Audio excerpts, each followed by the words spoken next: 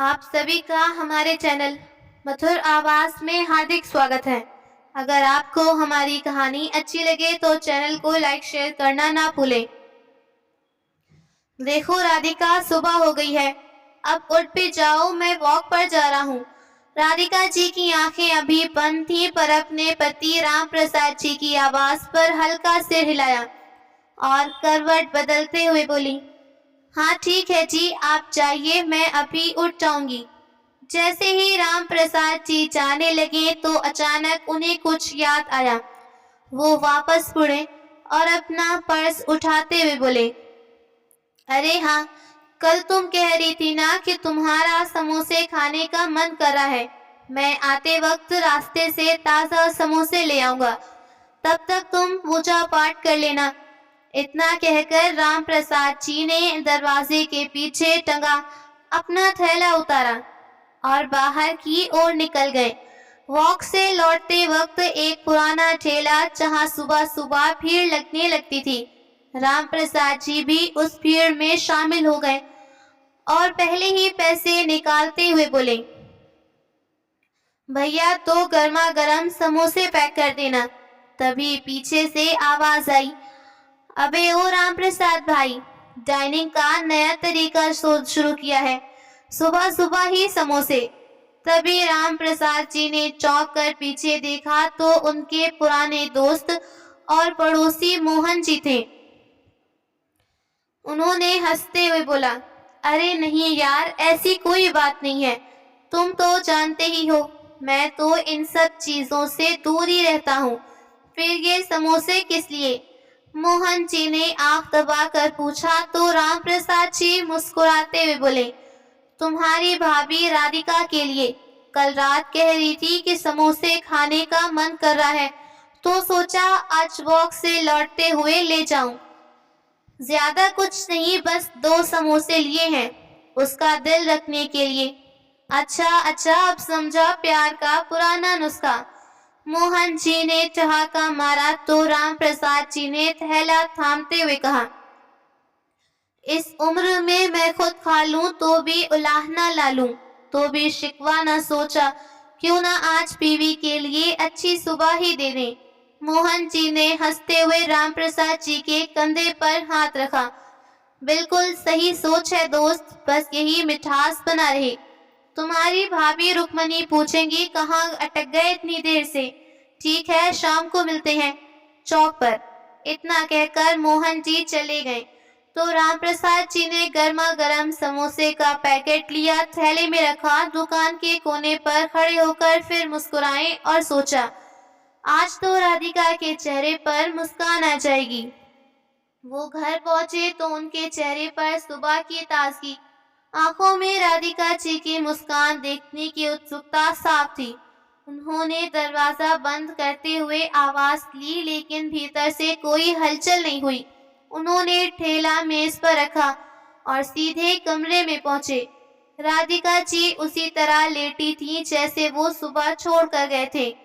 उन्होंने चिढ़ते हुए कहा, वाह जी वाह, तुम तो अभी तक घोड़े बेचकर सो रही हो, आज उठने का मन नहीं है क्या? लेकिन जब राधिका जी नहीं उठी तो वो पास आकर पलंग के किनारे बैठे और प्यार से बोले, देखो गर्मा गर्म समोसे लाया हूँ, अब तो उठ जाओ और आज बिना पूजा पाठ करे ही खा लो, वरना ठंडे हो जाएंगे। ये कहते हुए उन्होंने राधिका जी के हाथ को छूकर हिलाना चाहा तो हाथ एकदम ढीला होकर पलंग के किनारे लट गया। राम प्रसाद जी का हाथ वहीं थम गया। चेहरे की मुस्कान जैसे जड़ हो गई हो। एक पल को उन्होंने सोचा शायद राधिका जी मजाक कर रही हैं या नींद में है। राधिका उठो ना, देखो वो समोसे ठंडे हो जाएंगे। अब उनकी आवाज में कपकपी थी। उन्होंने राधिका जी का चेहरा अपनी ओर किया। देखो राधिका, मजाक मत करो, मैं समोसे लाया हूँ। राम प्रसाद जी की आंखों से आंसू बहने लगे। वो एक बार फिर राधिका जी का हाथ थामते हुए बोले, लेकिन अब वो हाथ सिर्फ एक नाम बच चुका था। उन्होंने कांपते हाथों से आंसू पोंछे और लड़खड़ाते कदमों से दरवाजे तक पहुंचे। और वहीं से भारी आवाज से अपने बेटे को पुकारा, सुनील, सुनील बेटा जरा नीचे आओ, तुम्हारी माँ उठ नहीं रही है। अब क्या हो गया पापा? सुबह सुबह शांति से सोने भी नहीं देते, इतना चिल्ला क्यों रहे हो? राम प्रसाद जी की आंखें दरवाजे पर टिकी थी। शायद बेटा दौड़ता हुआ आएगा, लेकिन वहां सिर्फ आवाज गूंजी, चिंता नहीं। कुछ देर में सुनील सीढ़ियां उतरते हुए आया। उसके चेहरे पर कोई घबराहट नहीं बल्कि झुंझलाहट साफ दिख रही थी। वो सीधा दरवाजे के पास आकर झांका तो राधिका जी वैसी ही चुपचाप लेटी थी। राम प्रसाद जी कांपती आवाज में बोले, बेटा तुम डॉक्टर को फोन कर दो। अब कोई फायदा नहीं रहा पिताजी, माँ इस दुनिया में नहीं रही, माँ मर गई है। सुनील के मुंह से ये सुनकर राम प्रसाद जी की आंखों से बहते आंसू चुपचाप चीख रहे थे। राधिका तुम ऐसे कैसे चली गई? अब मैं तुम्हारे बिना कैसे जी पाऊंगा? तभी पीछे से सुमन आई, हाथ में मोबाइल फोन और ग्लास में आधी चाय। फिर अपनी सास की तरफ देख कटीली हंसी के साथ बोली, क्या हुआ? अभी माँ जी उठी नहीं क्या? मर गई क्या? चलो अच्छा है, अब रोज रोज की नौटंकी नहीं देखनी पड़ेगी। राम प्रसाद जी की आंखें अब राधिका जी पर नहीं अपनी बहू पर थी, लेकिन उनके मन में रोशनी नहीं थी, सिर्फ एक मौन था जो हजार सवालों से भरा था। तभी अपने पिता को रोता देख सुनील बोला, पिताजी अब रोना धोना बंद कीजिए, पड़ोसियों को बुलाइए और दाह संस्कार की तैयारी कीजिए, और हाँ जल्दी करो, दोपहर में मेरी जरूरी मीटिंग है। इतना सुनते ही राम प्रसाद जी बोले, तेरी माँ है, ये कुछ तो लिहाज कर ले। राम प्रसाद जी की आवाज कांप रही थी, पर सुनील के चेहरे पर कोई भाव नहीं थे। वो तेज भरे लहजे में फिर बोला, अब आप इमोशनल ड्रामा मत शुरू कर दीजिए पिताजी, हर दिन को एक दिन जाना होता है। माँ चली गई तो रोने से वापस नहीं आएंगी, भावुक बनने की उम्र नहीं रही आपकी। राम प्रसाद जी की आंखों से आंसू चुपचाप गिरते रहे, उन्होंने कोई जवाब नहीं दिया। और सुनिए, हमसे कोई उम्मीद मत रखना, मेरे पास वैसे भी टाइम नहीं है। ये दाह संस्कार, नहाना धोना एक तरफ रहे, मुझे शाम को पार्लर जाना है, पूनम की शादी है, तो जल्दी निपटाइए ये सब। राम प्रसाद जी अपनी पत्नी को देखते रहे। अब वो चुप पड़ी थी, शायद इस बेरुखी को देखना नहीं चाहती। थोड़ी ही देर में पड़ोस की औरतें आईं। एक ने पूछा, भाई साहब क्या हुआ राधिका बहन जी को? राम प्रसाद जी बोले, सुबह सोई बस सोती रह गई, उसके चेहरे पर सफेद चादर उड़ा दी। राम प्रसाद जी एक भूत बने बैठे थे। कुछ देर बाद राधिका जी का दाह संस्कार किया। धीरे धीरे खामोशी से दिन बीते। 8 दिन हो चुके थे। घर की खामोशियां धीरे धीरे आदतन में ढल रही थी। राम प्रसाद जी आज भी रोज की तरह उठे, लेकिन इस बार उनके हाथ में तौलिया नहीं बल्कि राधिका जी की तस्वीर थी। वही तस्वीर जो 8 दिन पहले चिता के सिराहने रखी थी। उन्होंने उस तस्वीर को धीरे से उठाया, एक अजीब सी नमी और कांपते हाथों के साथ। फिर चुपचाप उसे अपने तकिए के पास रखा, जैसे उनकी पत्नी अभी वही हो, बस बोल नहीं रही हो। तभी अचानक स्मृतियों का एक बिखरा हुआ दृश्य उनके सामने उभर आया। राधिका जी का वो ठंडा हाथ जो उन्होंने उस सुबह उठाने की कोशिश की थी। वो हाथ थोड़ा भारी था और नाखून नीले, जैसे वहां कुछ था। राम प्रसाद जी की सांसें थम गईं, एक पल को नजरें स्थिर हो गईं, चेहरे पर गहरी उलझन। क्या सच में नाखून नीले थे या मेरा भ्रम था? उन्होंने लंबी सांस ली और हल्के से सिर झुकाया। फिर मन ही मन बोले, नहीं, ये सब मेरा वहम है। 4 दिन से ठीक से सोया नहीं, शायद इसलिए थकावट ने दिमाग में ये सब भर दिया। उन्होंने राधिका जी की तस्वीर को पलंग के सिराहने रखा, फिर धीरे से उठे और रसोई में गए। चूल्हे पर पानी रखा, और राधिका जी की तरह 2 कप चाय बनाने लगे, एक अपने लिए और दूसरा आदतन। अब भी राधिका जी के लिए चाय बनाकर तैयार हुई तो 1 कप उन्होंने पास की खाली कुर्सी पर रख दिया। थोड़ी देर वो वहीं बैठकर चुपचाप चाय पीते रहे। कोई शब्द नहीं, कोई शिकायत नहीं, सिर्फ एक खामोशी जो राधिका जी के बिना भी जैसे जीना जरूरी हो गया था। राधिका जी के जाने के बाद राम प्रसाद जी हर दिन और भी चुप होते जा रहे थे। रसोई में चाय बनाना, अखबार पढ़ते हुए सामने वाली कुर्सी की तरफ देखना, बोलते बोलते रुक जाना, ये सब उनकी दिनचर्या का हिस्सा बन गया था। लेकिन उनकी इस चुप्पी को घर में किसी ने समझने की जरूरत नहीं कोशिश की। शाम को राम प्रसाद जी को भूख लगी तो उन्होंने रसोई में जाकर दाल चढ़ाई कि पीछे से सुमन की तेज आवाज गूंजी, पिताजी आपको थोड़ी देर भी सब्र नहीं होती? ऐसी क्या भूख लगी थी कि रसोई में खुद ही घुस गए? लोग तो मुझे ही सुनाएंगे कि देखो बहू अपने ससुर को खाना भी नहीं देती। लेकिन किसी को क्या पता कि मेरा ससुर इतना चटोरा है कि हर वक्त कुछ न कुछ खाने को चाहिए। उनकी भूख तो जैसे कभी खत्म ही नहीं होती। राम प्रसाद जी के हाथ वहीं ठिठक गए। एक पल को उनका चेहरा सख्त हुआ, लेकिन फिर आंखें झुक गई। गुस्सा आ रहा था, लेकिन अपनी बहू के मुंह नहीं लगना चाहते। उन्हें पता था सुमन वो औरत है जो छोटी सी बात में पूरा घर का माहौल बिगाड़ दे। उस दिन राम प्रसाद जी ने सुबह से कुछ नहीं खाया। जब से राधिका जी उनकी भूख खत्म हो गई थी, वो चुपचाप दाल में छौंक लगाने वाले थे कि पीछे से सुनील की आवाज आई, क्या हुआ, क्यों चिल्ला रही हो सुमन?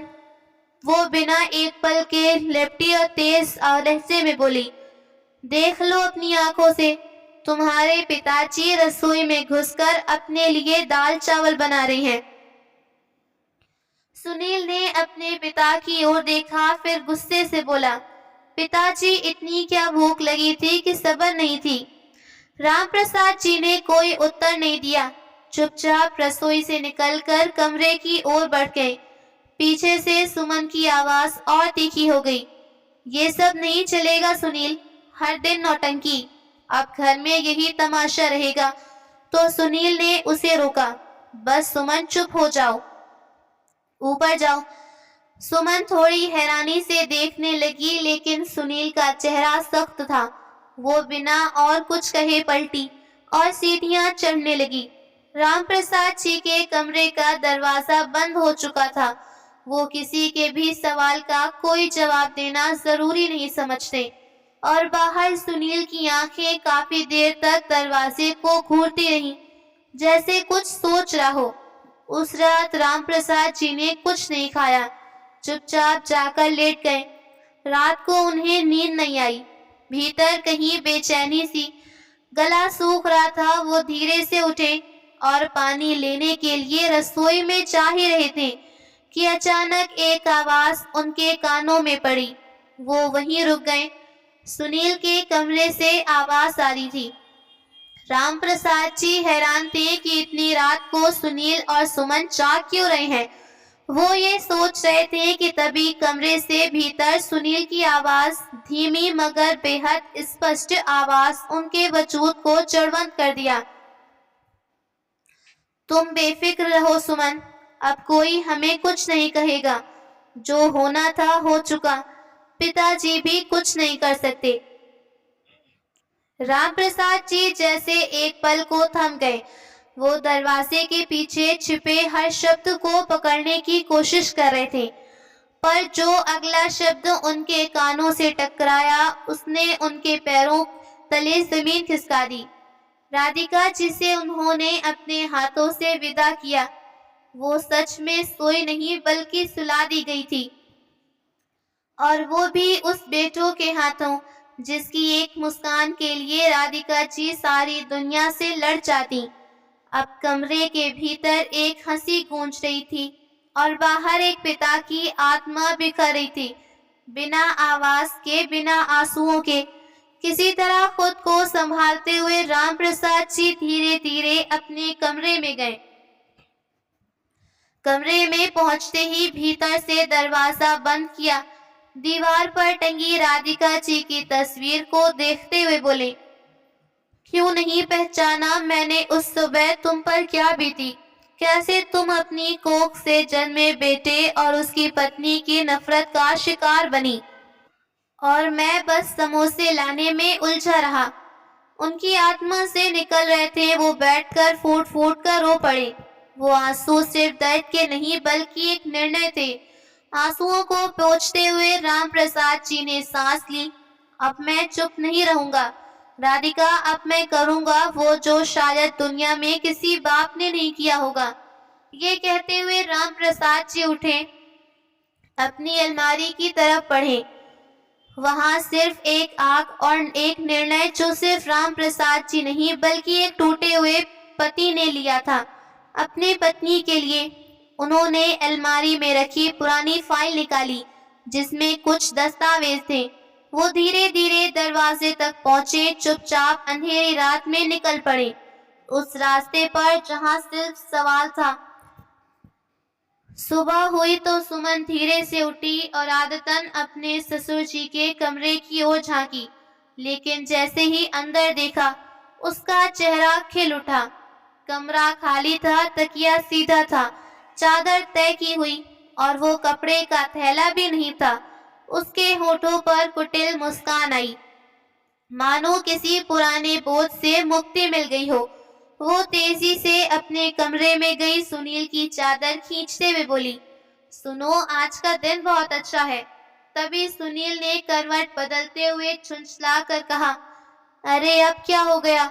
सुबह सुबह सोने दो, पूरी रात नींद नहीं आई। तो सुमन ठंडी सांस लेकर आंखें मटकाते हुए बोली, जोर से चुटकी काटो, कहीं मैं सपना तो नहीं देख रही। सुनील गुस्से से बोला, तुम सीधी बात क्यों नहीं करती? दिमाग क्यों खराब कर रही हो सुमन? सुमन अब जोर से मुस्कुराई, मैं जो कहने जा रही हूँ वो सुनोगे ना तो तुम भी खुशी से पागल हो जाओगे। सुनील चौंका और बोला, अरे बाबा अब बता भी दो, तुम्हारा वो बूढ़ा बाप घर छोड़ कर गया। सुनील झटके से बैठा, क्या बकवास कर रही हो? ऐसे कैसे चले जाएंगे? यही होंगे, आ भी जाएंगे। तभी सुमन ने सिर हिलाया, मैं उनके कमरे में जाकर आई हूँ। उनके कपड़े, थका थैला कुछ भी यहाँ नहीं। लगता है इस बार पक्के चले गए हैं। अब हमारे दिन अच्छे हो गए हैं। सुनील अब ये घर हमारा है, मैं इसकी मालकिन और तुम इसके मालिक हो। सुमन ने चुटकी लेते हुए कहा तो सुनील की आंखों में भी अजीब सी चमक आ गई, लेकिन उसकी कोई खुशी नहीं थी, ना ही कोई राहत। वो खामोश था, पर सुमन अब पूरे घर में घूम घूम कर मुस्कुरा रही थी। अब देखना, ये पुराना पलंग निकलवाती हूँ और रसोई के टाइल्स बदलवाऊंगी। सालों से इस घर में जो गंध थी अब वो हटेगी। सुनील चुपचाप खड़ा था क्योंकि उसको अभी भी यकीन नहीं हो रहा था कि उसके पिता ऐसे ही कहीं चले जाएंगे। वो मन ही मन सोचने लगा, कहीं कुछ पता तो नहीं चल गया। उसकी उंगलियां अनजाने में ही तकिया के किनारे को मसल रही थी, मानो दिमाग में कोई सोच पूरी तरह उभर रही हो। पर सुमन को अब इन बातों से कोई फर्क नहीं पड़ रहा था। उसकी आवाज पूरे घर में गूंज रही थी। अब ना कोई टोका टाकी, ना कोई निगाहें। अब ये घर हमारा है और हम बनकर रहेंगे, सब कुछ अपने हिसाब से। अगले दिन सुमन रसोई से बाहर निकली थी कि दरवाजे पर घंटी बजी। जैसे दरवाजा खोला तो सामने उसकी माँ सुलेखा जी खड़ी थी। सुमन की आंखों में चमक देख मुस्कुरा पड़ी, कोई बड़ी खुशखबरी है क्या? सास के साथ ससुर भी ढुलक तो नहीं गए? सुमन ने खिलखिलाकर हंसा, माँ आप भी ना, ऐसी किस्मत कहाँ मेरी। बुढ़ा ये घर छोड़कर जा चुका है, पूरा घर मेरा। तूने तो वाकई में बाजी मार ली बेटा, अब तुझे कोई नहीं रोकेगा। इतने में सुनील आया। उसने अपनी सास को देखा, मुस्कुराकर पैर छुआ। बहुत अच्छा किया जो आप आई, अब तो सच में अच्छे दिन आ गए। तभी सुमन ने चहकते हुए कहा, सुनील जाओ, माँ को ढोकला पसंद है वो ले आना और बढ़िया सी मिठाई भी लाना। खुशी का दिन है, सेलिब्रेशन तो बनता है। तो सुनील दरवाजे की ओर बढ़ा। इधर सुमन अपनी माँ सुलेखा जी के साथ बेफिक्री से राम प्रसाद जी के कमरे में जा बैठी। जिस कमरे की दीवारों में बरसों से राधिका जी और राम प्रसाद जी की यादें थी, वहां अब हंसी ठिठोली और स्वार्थ के गीत गूंज रहे थे। थोड़ी देर में सुनील समोसे, मिठाई और सुलेखा जी की पसंद के ढोकले ले आया। फिर तीनों आराम से बैठकर खाने लगे जैसे कोई बड़ी जंग जीत कर लौटे हों। पूरे माहौल में एक ठंडी सी राहत थी। इसी बीच सुलेखा जी ने गहरी सांस ली और मुस्कुराते हुए बोली, वैसे बेटा तुम दोनों को मानना पड़ेगा, इतनी बखूबी से तुमने सब कुछ कर डाला, मुझे तो यकीन भी नहीं होता। तुमने सुमन के साथ मिलकर अपनी माँ को ऊपर पहुंचा दिया। कमरे में पल भर को खामोशी छा गई। फिर सुमन ने खिलखिलाकर कहा, शक होगा कैसे माँ, आखिर प्लानिंग तो आपकी थी और इतनी परफेक्ट कि सब कुछ जैसे रिहर्सल के मुताबिक हुआ था। सुलेखा जी ने स्नेह भरी चालाक मुस्कान के साथ सुमन की पीठ थपथपाई और बोली, बेटा तेरे लिए मैं कुछ भी कर सकती हूँ, तू ही तो है मेरी असली ताकत, बाकी सब तो बस मोह माया है। सुमन की आंखों में घमंड तैरने लगा। फिर थोड़ा संजीदा होते हुए बोली, माँ पर उस दिन हम दोनों सच में डर गए थे। जैसे मैं उन्हें वो इंजेक्शन देने लगी, अचानक मेरी सास की आंखें खुली। वो चीखने वाली थी कि सुनील ने झपक कर उनका मुंह बंद किया। सुलेखा जी चौंकी। क्या? फिर क्या हुआ? इस बार सुनील बोला। उस वक्त सबसे बड़ा डर ये था, जैसे ही सब कुछ हुआ बाहर से उस बूढ़े की आवाज आ गई थी। वो मॉर्निंग वॉक से लौट आया था और जल्दबाजी में वो इंजेक्शन मेरे हाथ से छूटकर पलंग के नीचे जा गिरा। वही बात हमें खाए जा रही थी। सुमन ने हंसते हुए बात को पूरी किया। लेकिन जैसे ही वो बुढ़ा घर छोड़कर गया, हमने चैन की सांस ली। वो सीसी भी हमें मिल गई। सुलेखा जी ने हंसते हुए ताली बजाई। अंत भला तो सब भला। उधर दूसरी ओर राम प्रसाद जी वो सब कर चुके थे जिनकी बेटे बहू ने कल्पना नहीं की। जिस घर को वो लूट रहे थे, जिस माँ को उन्होंने मार दिया, जिस पिता को सिर्फ बोझ समझा, वो पिता इस बोझ की राख से चुपचाप तूफान उठा चुके थे। कहते हैं ना, जिन्होंने सब कुछ खो दिया उनके पास खोने को कुछ नहीं बचता, पर करने को बहुत कुछ होता है। वो सिर्फ दस्तावेज नहीं बल्कि उनकी आत्मा की आग थी। उनके सामने की मेज पर बैठा था वकील श्रीमान वर्मा, जिनकी कलम शायद इंसाफ की दास्तान लिखने वाली थी। वकील ने धीरे से दस्तावेज उठाए और बोला, राम प्रसाद जी, आप पूरी तरह निश्चिंत रहें। आपकी संपत्ति इस ट्रस्ट के नाम करना चाहते हैं जो वृद्धा के लिए काम करते हैं, और इस घर के नाम पर भी बेटे बहू का कोई दावा नहीं। राम प्रसाद जी ने सांस ली, फिर नजर झुका कर बोले, अब मेरी दुनिया में राधिका नहीं, और बेटा तो उसी दिन मर गया था जिस दिन राधिका को मुझसे छीना। उन्होंने फाइल की ओर इशारा करा। बस इतना कर दीजिए कि मेरे बाद ये घर उन बेसहारा बुजुर्गों का हो जिन्हें उनके बच्चे घर से निकाल देते हैं, और मेरी तरह अकेले ना रोए। तभी वकील ने दस्तावेजों की एक मोटी फाइल राम प्रसाद जी के सामने रखी और पन्ने पलटते हुए बोले, जैसे आपने कहा था राम प्रसाद जी, मैंने सारे कागजात तैयार कर दिए हैं। बस सभी कागजों पर आपके दस्तखत चाहिए।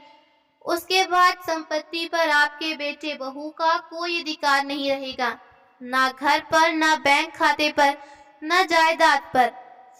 रामप्रसाद जी ने कांपते हाथों से कलम उठाई, दस्तावेजों पर अपने हस्ताक्षर किए। वो हर अक्सर जैसे राधिका जी के लिए इंसाफ, अपने अपमान का जवाब और एक टूटे हुए भरोसे की कीमत चुका रहा था। हस्ताक्षर पूरा होते ही वकील ने सिर हिलाया और कहा, अब ये घर, ये नाम और ये सम्मान उन्हें मिलेगा जो वाकई इसके हकदार होंगे। वकील से फाइल लेकर रामप्रसाद जी ने उस थैली में सहेज कर रखी। धीमे कदमों से ऑफिस से बाहर निकल आई। दरवाजे से निकलते ही उन्होंने अपनी जेब में हाथ डाला और पुराने मोबाइल को निकालते हुए लंबी सांस ली और फिर वही पुराना नंबर मिलाया, इंस्पेक्टर रोहित का। फोन की दूसरी तरफ जैसे ही कॉल लगी तो रामप्रसाद जी ने सीधा जवाब दिया, हाँ रोहित साहब, कागजात तैयार हैं। जो मैंने बताया था उसका एक एक सबूत मेरे पास है। तभी फोन के उस पार से इंस्पेक्टर रोहित की आवाज आई, आप निश्चिंत रहिए, पुलिस वक्त पर पहुंच जाएगी। अब वो दोनों नहीं बचेंगे। जो आपने कहा उसका हिसाब अब कानून लेगा। बस आप घर लौट जाइए और आगे का काम हम पर छोड़ दीजिए। रामप्रसाद जी ने फोन काटा और गहरी सांस लेते हुए आसमान की तरफ देखा। राधिका, तू देखना, तेरे कातिल चैन से नहीं जी पाएंगे।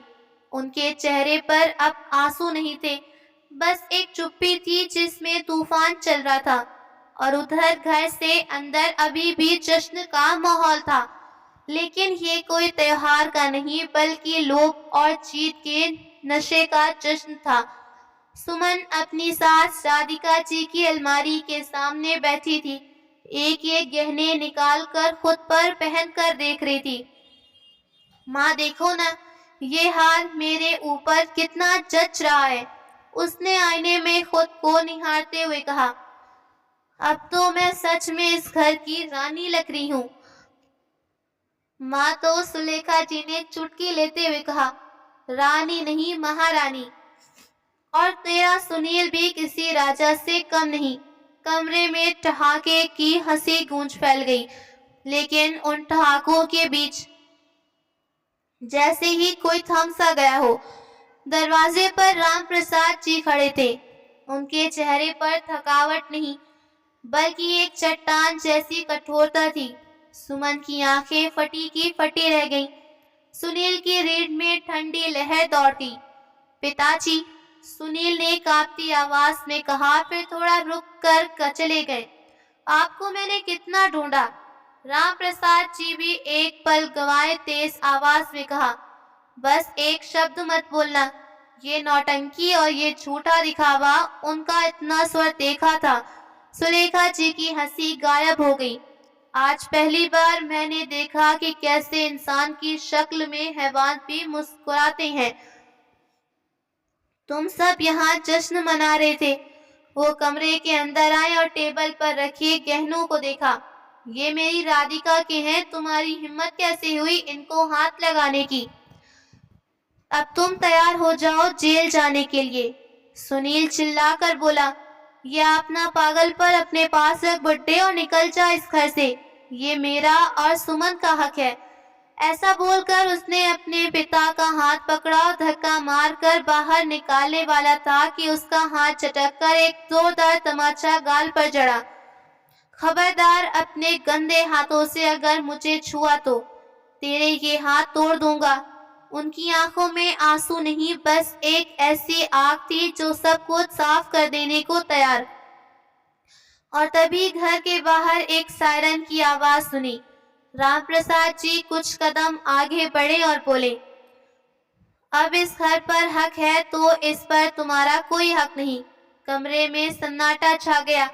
मैं अपनी पूरी जिंदगी की कमाई, अपने मेहनत, अपने राधिका की यादों से सजे इस घर को ट्रस्ट के नाम किया, जहाँ कोई भी बेटा अपने माँ बाप से ऐसा धोखा नहीं खा पाएगा। और हाँ, मेरी राधिका की हत्या के जो नेचुरल डेथ कहकर तुम दोनों ने दबाया, अब उसके सबूत मेरे पास हैं, जिसमें तुम तीनों की वो बातें हैं जो तुम हंस हंस कर रहे थे। कहते हुए उन्होंने जेब से छोटा सा कैमरा निकाला। यही वो गवाह है जिसमें सब कुछ साफ साफ दिख रहा है। इतना कहकर वो दरवाजे की तरफ मुड़े जहां दरवाजे पर इंस्पेक्टर रोहित पहले से खड़े थे। जब इंसाफ बोलेगा और तुम दोनों सिर्फ सुनोगे। इंस्पेक्टर रोहित ने राम प्रसाद जी को देखा, फिर कदम आगे बढ़ाए। उनके पीछे 2 कांस्टेबल थे। एक के हाथ में कैमरा, दूसरे के हाथ में गिरफ्तारी का वारंट। सुमन और सुलेखा जी की आंखें फटी रह गईं। सुलेखा जी की हंसी कुछ पल पहले कमरे में गूंज रही थी, अब उसका चेहरा सफेद पड़ चुका था। इंस्पेक्टर, ये क्या मजाक है? सुनील ने घबराते हुए कहा, लेकिन उसके शब्द कांप रहे थे।